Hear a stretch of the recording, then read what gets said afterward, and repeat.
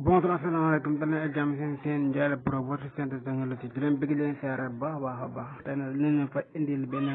affaire bu am solo pour na nga def ba sécuriser say appel ak say message WhatsApp ak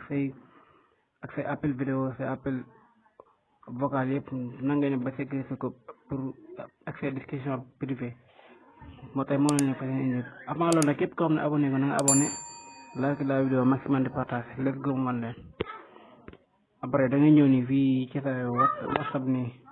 da ngay ñëw ci sa whatsapp après ñu dugg suñu whatsapp après ñu dugg suñu whatsapp waaw ñu dugg suñu whatsapp après boo ñëwee da nga ñëw ci trois petits points yi après nga bës ci paramètre après boo ñëwee paramètre nga ñëw compte fi ñu bindee compte après nga ñëw fii ci notification de sécurité bi fi mu bind notification de sécurité après nga ñëw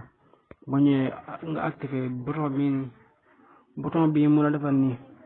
moom nga activé biñ la bind afficher la notification sécurité des appareils après nga activé ko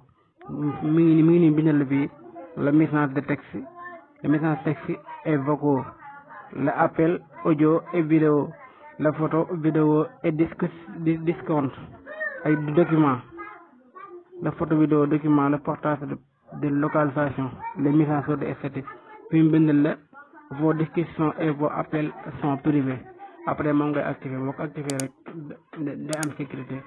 kenn mën a am accès ci say appel vidéo say kii day am sécurité normal kon sama gars yi loolu la indi noonu képp koo xam ne abonné ko nag da nga abonné partager like la vidéo merci.